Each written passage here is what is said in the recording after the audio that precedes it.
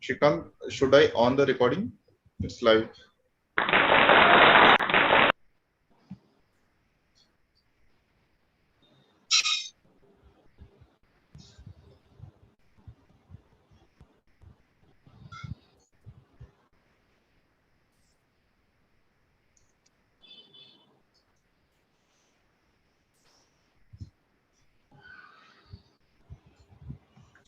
Yeah, we are on live YouTube. You can definitely start record download.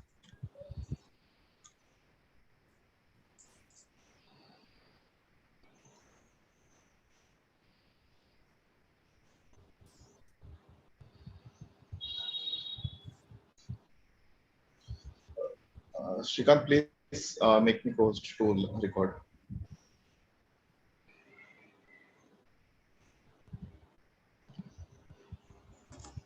I think you can do the recording also without as a co-host also, I think. No. So don't worry, Host we already on YouTube live, so no need for that. Okay, Fine. thank you.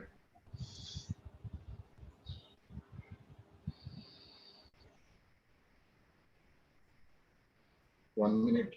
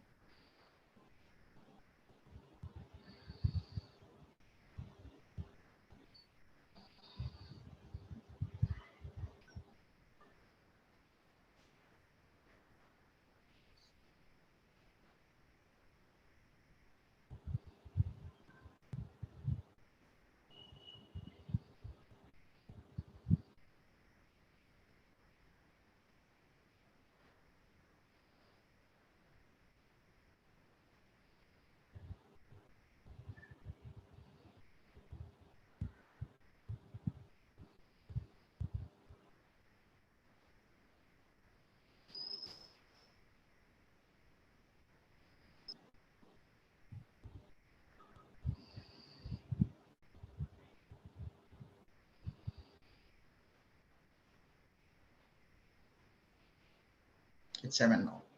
Yeah. Shrikant, unveil this.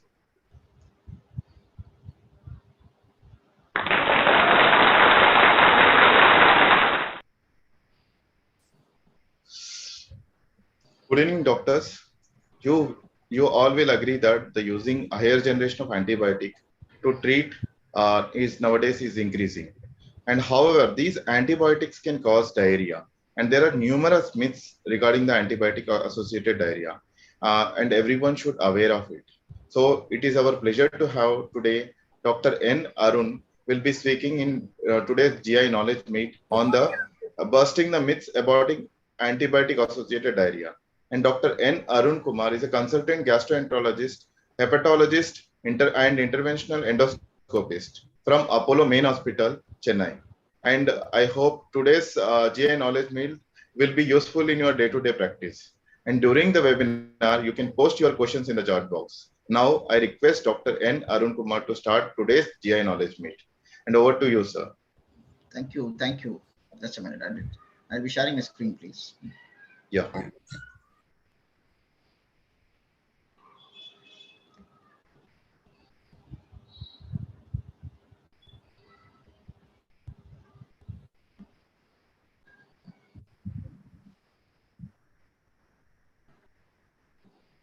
You can able to see my screen, sir? Yes, sir. You can go ahead. Okay. Thank you, Team Zydus, to give me a wonderful opportunity to talk in this wonderful evening regarding antibiotic-associated diarrhea. Good evening, respected professors, senior consultants, and my dear friends. It's really a great pleasure for me to be in this forum to discuss about this, one of the most common and important area in which most of the practitioners in day-to-day life, even as a gastroenterologist, even as a physicians or surgeons, or managing a patient, even for other consultants, when they are going to manage a patient, so they might be forgotten about the complications, whatever they are going to face. See, any post-antibiotic associated mild GA symptoms, they not be much worried about that. But sometimes what is going to happen, that may predispose to dangerous fulminant infections, what is called as Clostridium associated difficile infection can be predisposing, and which can lead to pseudomembranous colitis and other complications, septicemia and septic shock conversion. Why I would like to point out this picture, in Indian scenario, if you're going to manage a patient with antibiotic, you need to analyze the factors properly. To whom you're going to use antibiotic, what is the rationale for antibiotic, what is the age criteria, in which sex you're going to use antibiotic, and all this, what is the clinical presentation, what is the mode of event, and depending upon the host factors and what is the organisms you're going to get target, all those things you need to analyze when you're going to use the antibiotic. And once you're going to use antibiotic, you need to assess various complications, what are the things it can predispose if you're going to use for this patient. But always you should not forget the diarrheal event. It should not be taken as a simple consideration when you're going to look for antibiotic. As I discussed, there are major complications are there to report into, and my area of interest right now with you all to disclose on this area regarding the basics of antibiotic associated diarrhea and what do you mean by the term Clostridioides difficile, now initially being called as Clostridium difficile, now the term renamed as Clostridioides difficile, and microbiological factors, risk factors and features in management. How are you going to diagnose this event? That's the most important area for me to take on the discussion with you all right now for the next 40 to 45 minutes. So regarding this antibiotic associated diarrhea, it's very common scenario nowadays. Almost from every 2% to 25% of the population who are going to use antibiotic, they are going to experience this. And various antibiotics are being reported for that. Among them, the huge list of the basic first thing right from MBBS knowledge, we will not forget about your ampicillin and amoxicillin, and fluoroquinolones will be slightly uncommon in this.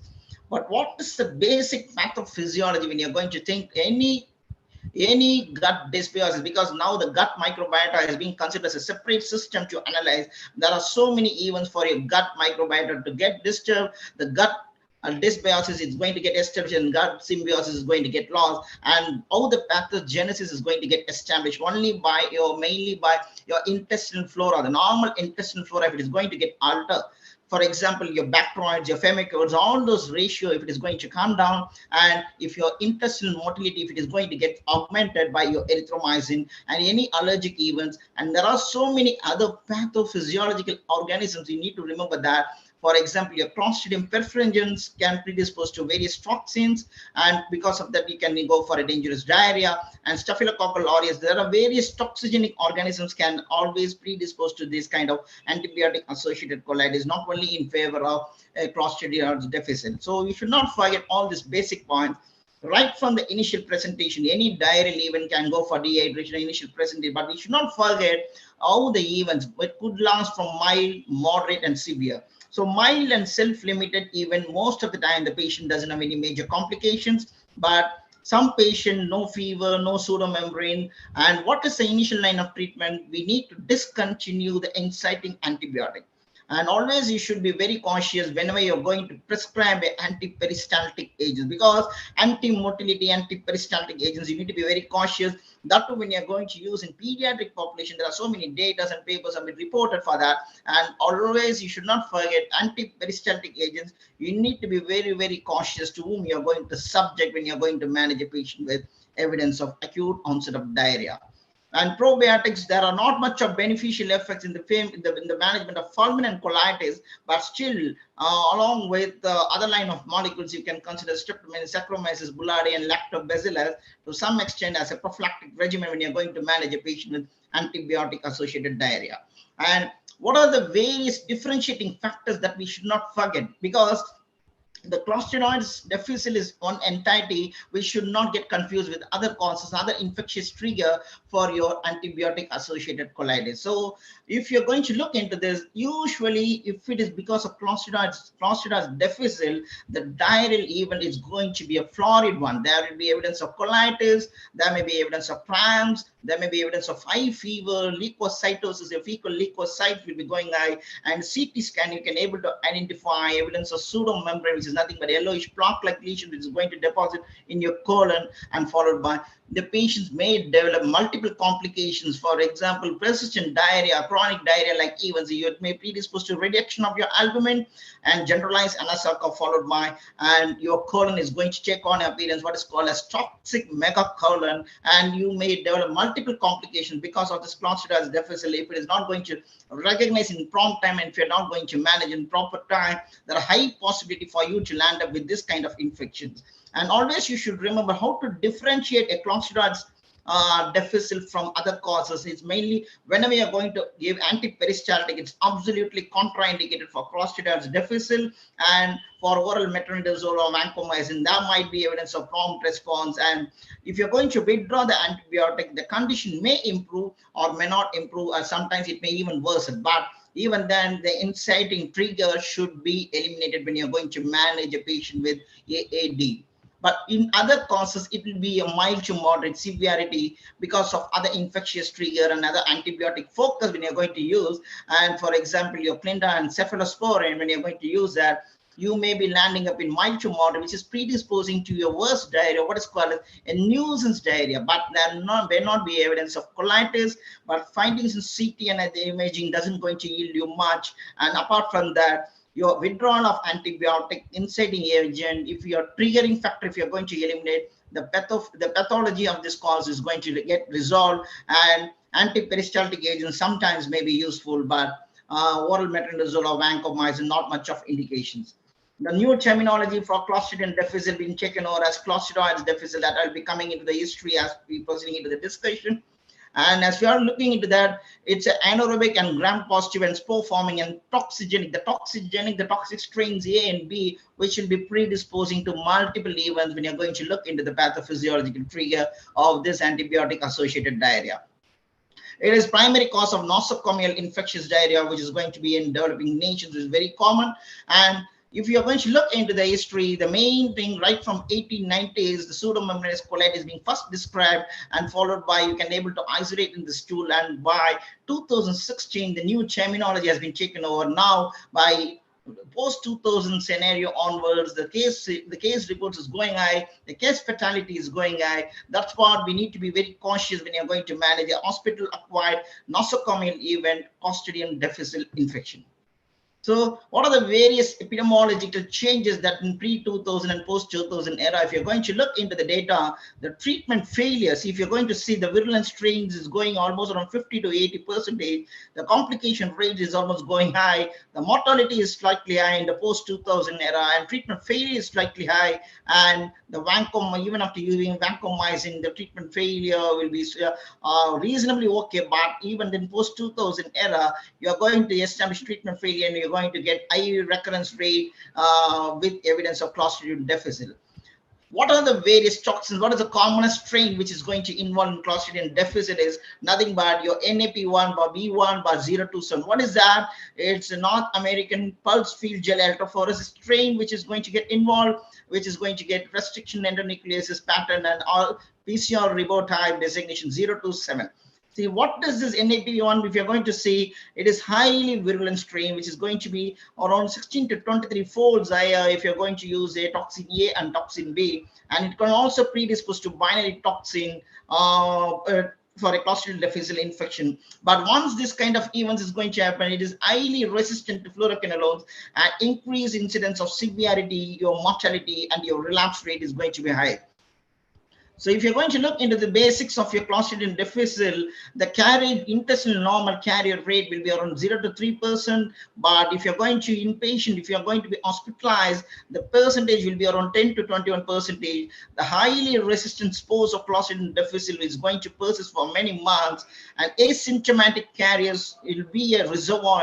But always you should not forget the infected dose of this Clostridium difficile is very, very low, which is less than 2 spores can be able to infect your GI tract as the day progresses. But once, how are you going to categorize this? It could be categorized as hospital acquired or community acquired. Once you're going to get hospitalized or immediately after discharge, if you're going to establish your GI symptoms in the background of colitis, then there is evidence of Clostridium difficile hospital acquired event. And community acquired, it can in whom the patient doesn't have a major risk factor, any recent antibiotic source of exposure, if it is there, then you can consider as a community acquired CDI. But What are the predisposing antibiotics? The frequent one we should not forget all is Ampion, Amox, and cephalosporins. That's a frequently used antibiotic right from your dermatological practice, and right from ENT consultants, right from GI, right from obstetric. Everywhere the frequently used scenario will be your Ampion, Amox. So we should not forget, not only for drug-induced liver injury, also for your antibiotic-associated colitis is one of the commonest trigger which is going to be reported, and that's why I'm checking this area to present right now with the all. And cephalosporins, clindamycin, fluoroquinolones, that's also been frequently, and these are all the rarest of rare causes. That's not much of interest right now for the discussion. And apart from that, the basic pathophysiology is once you're going to start the patient on antibiotic therapy, it is going to alter your colonic microflora. If the colonic microflora, if it is going to get altered, what is going to happen? There will be high evidence of exposure and colonization of your Clostridium difficile, and that will predispose to various toxin production. And if it is going to have a protective response, it becomes a asymptomatic source. And once the patient doesn't going to establish any protective response or any immune response, if it is not going to get formed, the patient is going to land up with fulminant event. So this is the mechanism of how the colonization resistance is going to get established. If you're going to look into the pathophysiology of your antibiotic, Clostridium difficile. So the main thing, what are the things? If these are all the various normal gut commands being located, your E. coli, lactobacillus, what they're going to do by addition, by micronutrient limitation, by carbon source limitation, in which based upon that your Clostridiums even if the pathogenic source is going to get prevented, and followed by once these things, if it is not going to get involved in that, there might be evidence of your virulence factors to get released into the lumen, and followed by you're going to land up in worsening of events, followed by your pseudomembrane formation, other complications going to take on. And basically, if you're going to look into these toxins, this complex area, the complex area to understand, first you should remember the toxin A and toxin B is one of the most common, the TCDA and TCDB source, what we are going to see. And toxin A, B is always more potent than toxin A. But if you're going to see that one thing, what is called as TCDR, it comprises your TCDC and D. And what is going to happen, it is going to involve your transcription process. Here, the RNA polymerase is going to get involved in that, followed by the transcription process is going to get activated, and the various toxins is going to release. And in this process, if the TCDC, if it is going to get activated, there might be evidence of toxin transcription will come down. But once the TCDC, if it is going to be activating, and there will be lysis of your cytoplasmic membrane, which will be predisposing to your various toxin release, and fulminant event is there to supervene at that point of time.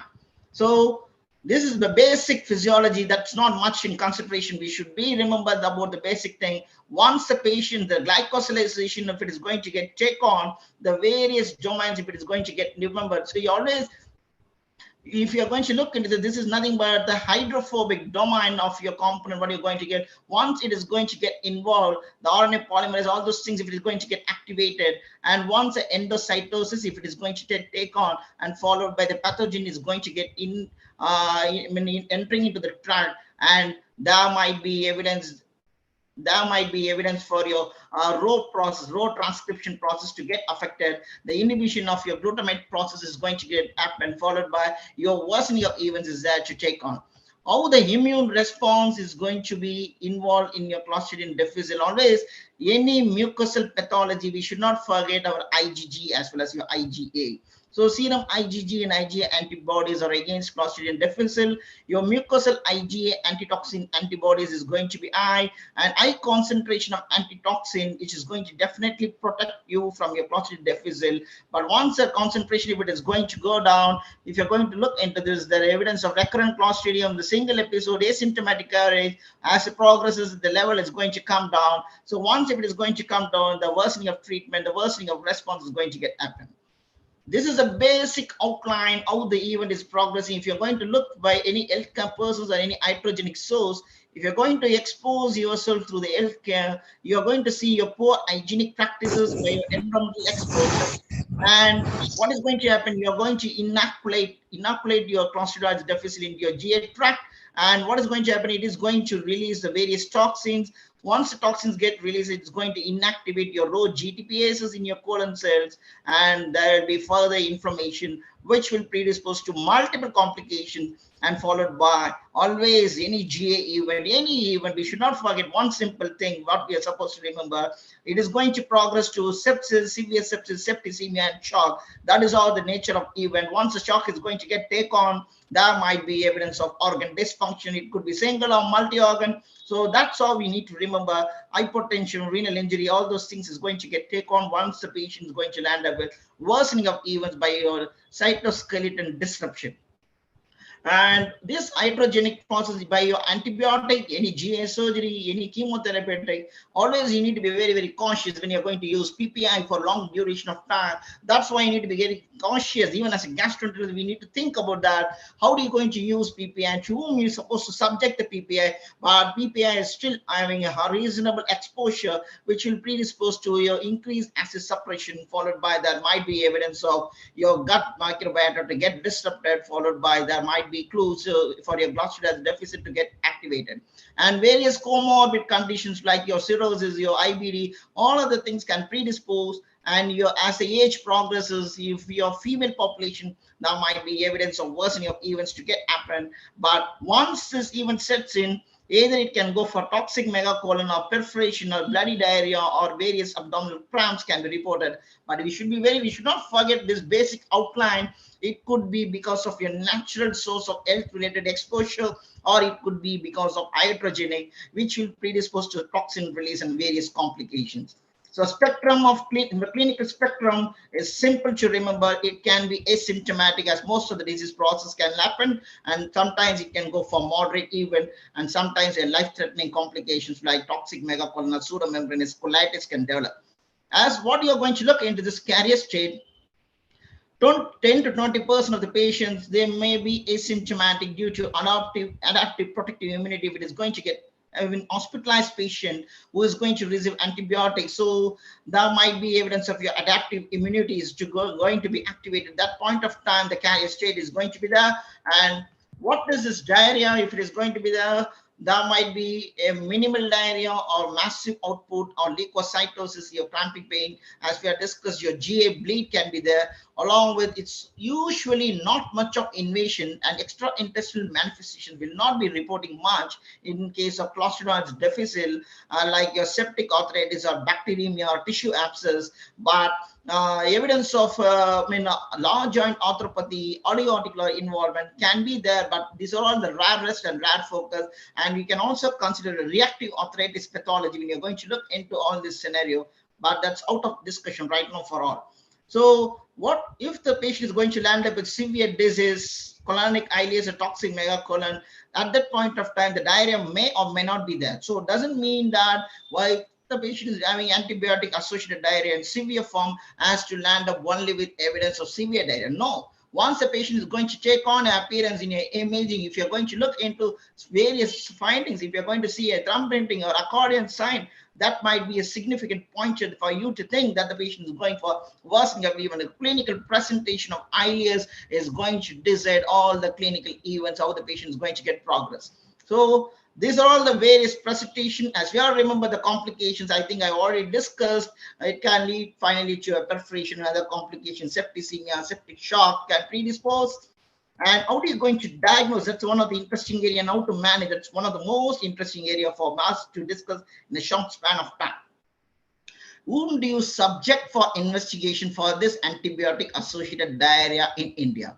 Because it is one of the costliest investigations. It can't be afforded. You can't do in all the patients. That one thing it should be addressed. And next to that, whom, if you're going to have a hospital acquired source, a nosocomial source, or any immunocompromised focus in the background of new onset of diarrhea, if the patient is going to have 3 or more unformed stools in 24 hours, especially if the patient is going to have evidence of antibiotic exposure within previous 2 or 3 months. So we can subject them, but no need to do a follow-up testing to confirm whether it is responding or not. And if the patient is going to have a solid stools or formed stools, no need to test for that kind of patient.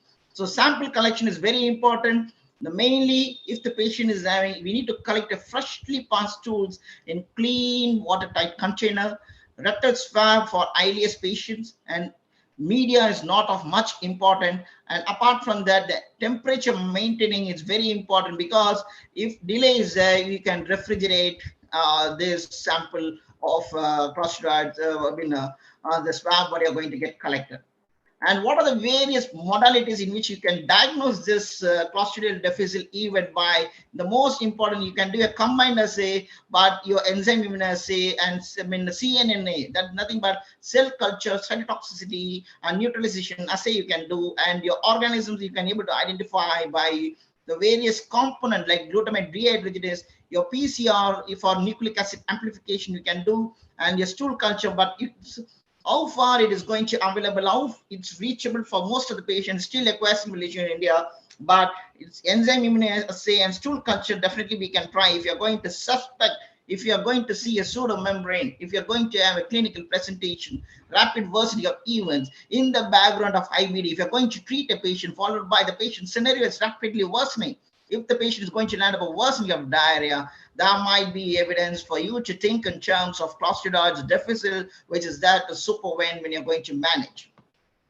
This is the basic sensitivity pattern when you're going to see your various toxigenic cultures, your CCNA, your GDH, your nucleic acid amplification, and your enzyme. So as far as I consider, the most of the things will be in same sensitivity and specificity, but how far it is going to yield a significant result, then you're going to see this clinical presentation, and followed by you need to see a combined assay of your GDH as well as your toxin assay by enzyme immunoassay samples. Once your GDH, if it is going to get positive and toxin is positive, it's confirmatory. If any one of them is negative, you can go for a nucleic acid amplification, and if both are negative, it's almost conclusive that the patient doesn't have evidence of a CDI.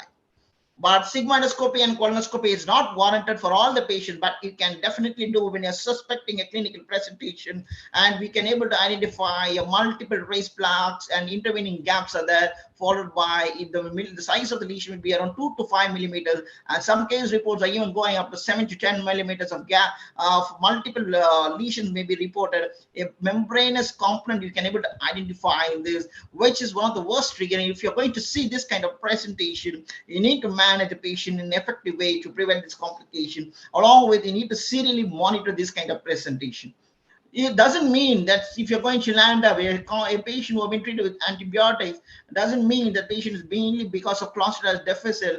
And always you should remember the closest differential diagnosis in the field of practice. We should not forget sometimes your ischemic focus. You're always, this kind of pseudomembrane is mainly by your ischemic involvement, any ischemia which is going to get triggered by your disruption process, which is going to get augmented. That is why we need to should not forget any ischemic events or surgical process or any infectious trigger like your Shigella or necrotizing enterocolitis or any malignant lesions in your colon, or the one of the commonest septicemic focus infection like Staph aureus, or other severe insults, the extra GI insult like your severe burn, AK. These are all the events which will predispose to gut ischemia. The gut ischemia, there is high possibility for you to land up with evidence of a pseudomembranous colitis. And you should, this is a simple thing, we can able to identify the toxic megacolon, the dilated colon. If it is going to be the diameter, you can see very well. If it is going to be more than 7 mm, the multiple air fluid levels, you can able to identify that possibility of toxic megacolon is there. The thumb printing sign, one which the ostral folds is going to impinge the colonic folds, it's going to get thickening wall, that shows evidence of multiple thumb printing like appearance in pseudomembranous colitis, you can able to identify. And CT findings, you can able to see accordion sign. The bowel wall is going to get thickened, and accordion sign. See, you can able to identify very well if you are going to look into this. So what is this accordion? It's the instrument what we are going to use to play when you're open, just to open and close your hand like that. When you're going to play with this instrument, you can able to see how the string of appearance is going to be there when you're going to use this accordion sign to diagnose. And typically the whole colon is involved, but right side colon and transverse colon affected in isolated cases. Up to 5% of data are still being there. Rectal involvement being the majority of patients, more than 90% of the population is mainly by involvement of your rectum. So sigmoidoscopy itself can yield a reasonable diagnosis, but always if the patient is feasible, if the hemodynamic status is not worsened, it's better to go for a complete full-length colonoscopy for this kind of patients to diagnose this worsening event. and summit sign or volcanoes sign, in which you can able to see a focal ulceration with the evidence of exudative pseudomembranes with inflammatory cells. What you're going to see is nothing but your summit or volcanoes sign. What you're going to diagnose, always how are you going to manage? It's one of the very important and interesting area, because here the challenge comes how to diagnose and how to manage. First, eliminate the triggers. You need to eliminate, stop the precipitating focus, and minimal use of concomitant antibiotic. But we need to assess other clinical parameters of the patient to whom we are going to stop. What are the various coexisting comorbidities is there for the patient when you're going to stop the antibiotic? If the scenario is going to get worse, and then you need to continue the antibiotic at a reasonable rate. That we should not forget. But once the antibiotic gets stopped, the diarrhea usually resolves in 15 to 20% over a period of around 2 to 6 weeks without any major management. So anti-motility, always you need to be very cautious, because the toxin clearance will go down, the ileus may worsen, your megacolon may worsen. And this is a basic regimen. All the patient, we should not forget your leukocytosis, if it is going to be very high, your creatinine is going to be high, if your albumin count, if it is going to be low, if it is going to be less than 3, that shows evidence of severe clostridoids is going to take on. At that point of time, we need to give oral vancomycin for 10 days. A QID regimen or fidaxomicin can be considered a BD regimen of 200 milligrams for a period of around 10 days.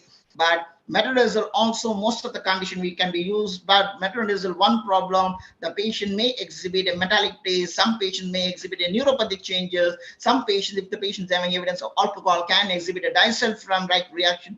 These things and all can happen when you're going to use metronidazole. But always, when you're going to think about this kind of management in Indian scenario, combine oral vancomycin along with oral metronidazole to yield reasonable report in the background of your probiotic, whether it is there or not. Apart from that, the vancomycin is a basic molecule like a glycopeptide. It can be used safely in your pregnant as well as in children. And usually the high concentration will be achieved in your colonic lumen. The systemic side effects will be less. So the improvement, the clinical response, you can able to identify within a span of around 72 hours. And usually the complete resolution will occur in most patients by the end of 10 days, of course, when you're going to use for a mild to moderate event. As I discussed, the various dosage regimens was initially by 125 and 500 milligrams doses are there, but 500 milligrams and 125 doesn't going to have a major difference. Even you can go by 125 very safely, and 500 milligrams also not going to yield a major therapeutic response difference when you're going to manage. So 125 QID for 10 to 14 days, BD for a week, and OD for a week, and then every 2 or 3 days for almost a span of around 2 to 8 weeks, maximum 2 months of duration. You can consider vancomycin in the background of mild to moderate colitis when you're going to use. And this is the response when you're going to use a moderate 125 or 500, that doesn't yield the day of treatment response, all those things, and the fecal vancomycin concentration, this is going to attack, doesn't going to have a major difference. So 125 itself is having a reasonable beneficial role when you're going to use.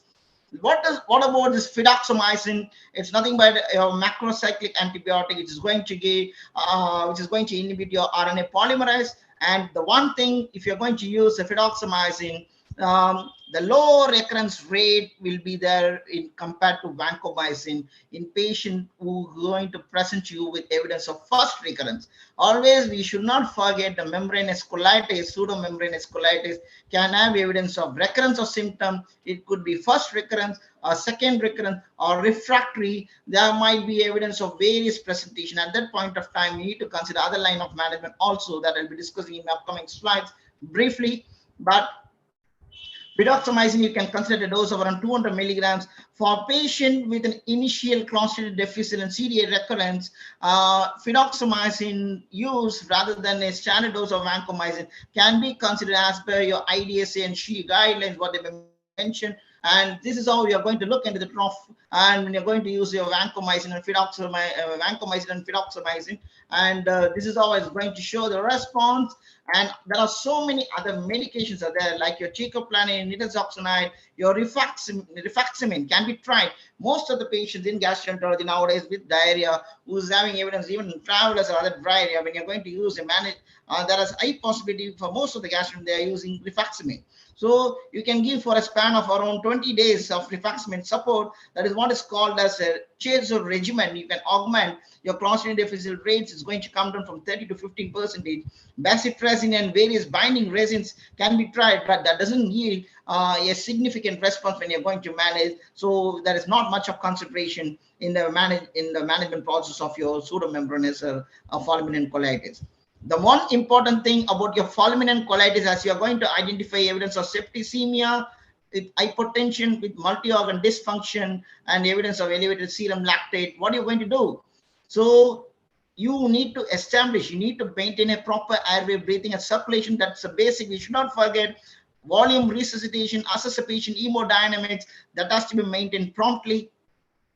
And oral vancomycin, we can consider 500 milligrams, but if the patient is having evidence of ileus, then you need to be very, very cautious. You can administer vancomycin through nasogastric tube with intermittent clamping, and always you can also consider vancomycin enema can be considered. Along with, you can add a metronidazole support of parenterally 500 milligrams can be considered when you're going to use. But fidaxomicin role in the management of fulminant colitis is not well documented and not well established as per your ACG position statement, what they mentioned in 2021 guidelines. So regarding what is the salvage therapy, if nothing is going to get work on, if your metronidazole is not functioning, if your vancomycin is not functioning, then you can consider tigecycline and immunoglobulins can be considered. But how far the response rate, the various papers not been much of beneficial quad, but you can try this immunoglobulin and tigecycline as a salvage regimen, but soon you need to titrate the dose and other guidelines to be ensured if you're going to manage a patient with CDI. Surgery, always we should not forget, once a patient is having evidence of worsening of events, no response to medical therapy, that's the indication for surgery. If your ileus, if your fever is going to get worse, and if your counts is going to be high, and all these complications, if your septicemia and septic shock is going to get progress, then you may consider the patient for total colectomy with an ileostomy and staple rectal stump.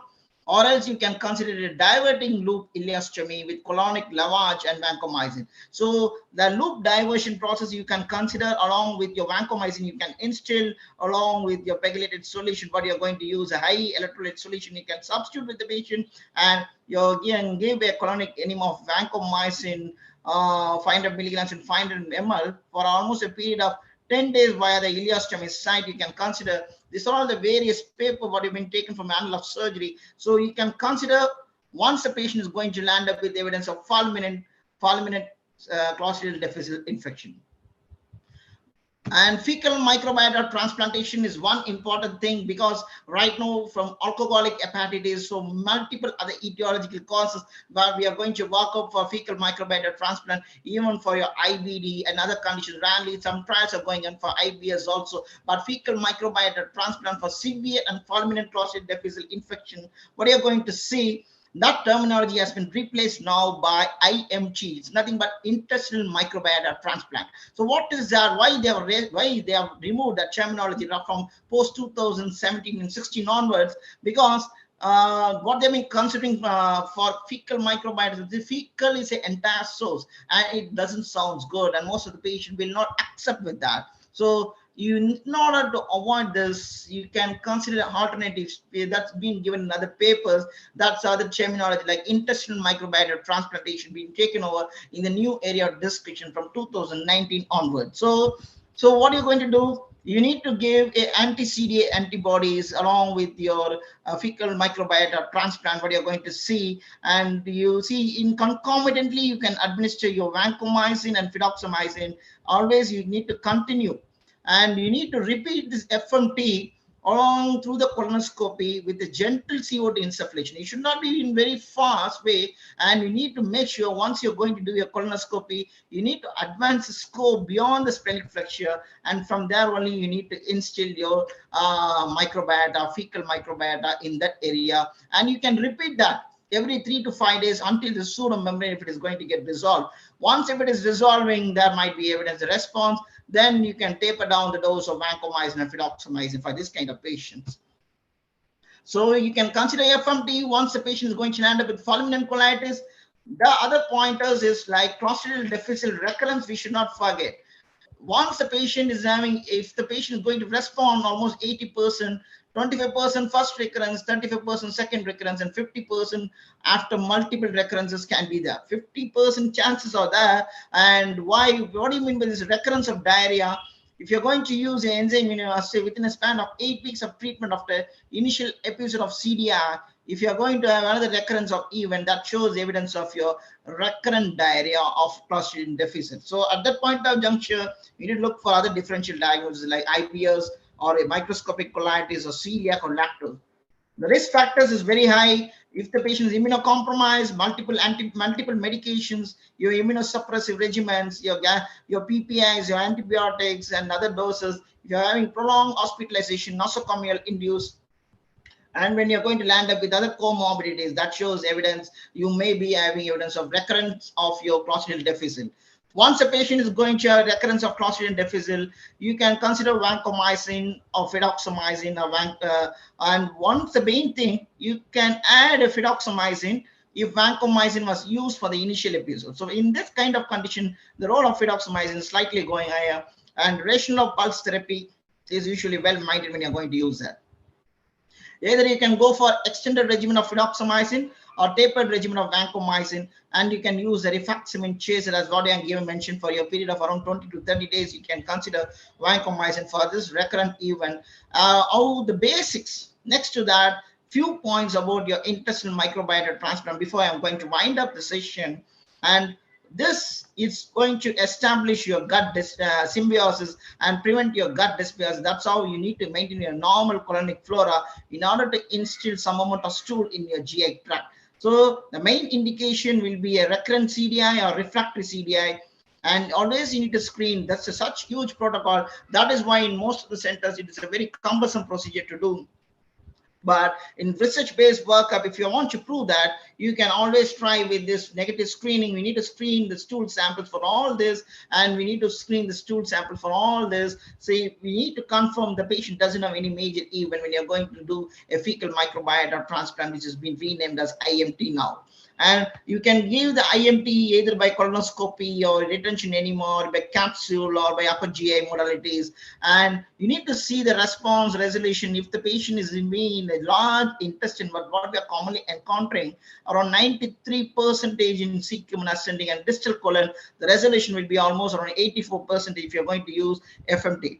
But the most important criteria, you need to choose a BMI patient of more than 18, and you need to be around more than 18 years of age and less than 60. The stool collection should be standardized, and usually greater than 50 grams of stool to be collected for each IMT preparation. And it should be mixed with 1:5 of diluent to make the initial fecal emulsion, and make sure it has to be frozen at a temperature of almost around -80. So this kind of preparations we can consider. But what they have mentioned, there might be evidence of efficacy around 95% when compared to when you're going to use a simple regimen. And in this paper, what they've been using fecal microbiota transplant. There are some mild events of safety profiles like your bloat, cramps, all those things can report when you're going to use IMT regimen. Risk of infections like your extended spectrum lactomases, like your E. coli bacteremia can happen, and some rare events in immunocompromised patients can report. But fatal pneumonia, aspiration pneumonia, because once the feces is going to get aspirate, there might be evidence of possibility. But there are certain papers that are there to quote all this finding. But now we need to be cautious to whom we are going to choose a recurrent event. That's the most important thing to get addressed when you're going to manage a patient with a recurrence of CDI. And prophylactic vancomycin is indicated who are not at all a candidate for intestinal microbiota transplant, who is going to relapse after your IMT, and who are going to have a frequent course of your antibiotic. Then you can consider the patient for oral vancomycin prophylaxis.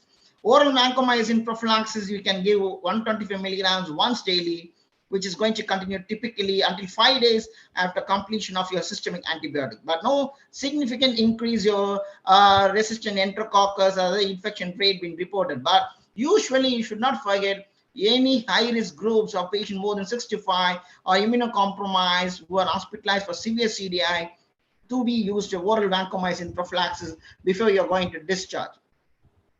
Apart from that, the new events, what we've been trying but not now center we have been using as of now. But antitoxins like besilotoxumab for antitoxin A, I mean antitoxin B, and for actoxumab for antitoxin A can be considered, but it is going to neutralize your toxins. But actosumab has not been much effective in reducing your CDI recurrence, but besilotoxumab has been proven some efficacy at the rate of around 10 milligrams per kg, with fewer CDI recurrences being there. In this paper, you are going to look into that. If you're going to use for immunocompromised or severe CDI, there might be evidence of recurrence rate slightly going down when compared to the placebo when you're going to use this antitoxins for a long duration of time. As per IDSA SHEA update, what they mentioned, for recurrent CDI, besilotoxumab can be considered in patient with primary CDA episode and other recurrence factors for CDA recurrence, immunocompromised. You can definitely, there might be evidence of some beneficial role. Probiotic, as I discussed with you, Lactobacillus rhamnosus GG, Saccharomyces boulardii, there might be some clues to respond. But in this paper, if you're going to look into that, when compared to placebo with your probiotic, not much of beneficial role in the background of antibiotic colitis. Before concluding, you should not forget few points about your inflammatory bowel disease that is going to worsen if the patient is going to have evidence of CDI along with your IBD. The evidence of worsening of event will be fourfold higher when compared to this. So always you should remember that you can continue vancomycin and check your albumin levels, check for other predictors, rule out the indices, check all the parameters when you're going to use, and you can use a sequential versus concomitant your antibiotic and immunosuppressive therapy. What do you mean by that? If the patient is having inactive IBD, which means IBD is well controlled, but you are going to have only evidence of CDI, then you can give a CDI antibiotic therapy with maintenance of IBD therapy, what you are going to give before you can continue. But inadequately controlled IBD patients, you need to escalate the dose and you need to take care of your anticlostridial difficile antibiotic also. So sometimes you need to escalate the dose of your immunosuppressive regimen, and you should not always, you don't need to withdraw or stop therapy. That is one important thing you need to consider, because you need to escalate the dose to prevent the flare, to treat the flare at that point of time if the patient is going to land up with the evidence of IBD along with the evidence of Clostridial difficile infection coexisting together. Pregnancy and lactation, vancomycin has been, the papers are there to report the efficacy. Fidaxomicin, not much of the data are there to show the efficacy. And vaccines being tried, but still we need more papers to look for the augmentation. And in chemically inactivated toxoids for A and B toxins were being tried, but the early clinical trials, vaccine was immunogenic. But phase 3, it shows more clinical response not being there, and we need more papers to document all this beneficial role. Prevention, as I know, you need to identify the source, control the infection's etiology, and avoid major use of antibiotics unless it's strongly indicated, and until it's strongly indicated, and take care of your hygiene, your environmental cleaning. And antibiotic stewardship is very important, and need to consult with your ID team when you're going to manage a patient with this kind of scenario to overcome all the complications successfully when you're going to manage a patient with IBD. When you're going to manage a patient with antibiotic-associated diarrhea, or even in the background of IBD. With this, I'm happy to rest my presentation, and thanking you all for patient listening. And so I'm happy to take up your questions if anything is there to take on.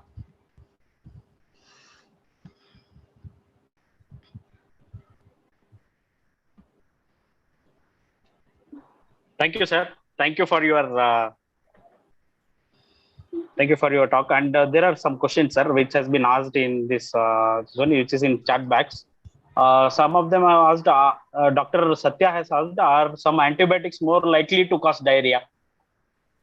As I discussed with you all, the commonest antibiotic will be all amoxicillin, ampicillins, and fluoroquinolones is slightly the lower side. But the high chances of common things, always your cephalosporins and ampicillin, you should not forget when you're going to use.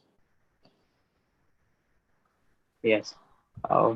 And sir, should I take probiotics with other medications?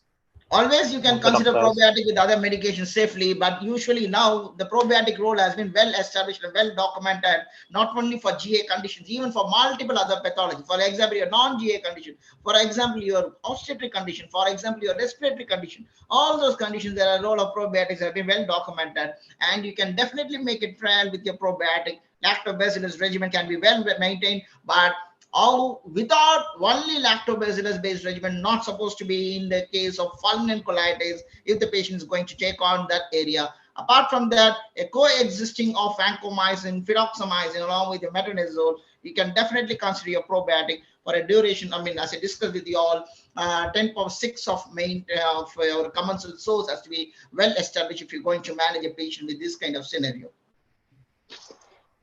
What are the symptoms of an allergic reaction to an antibiotic?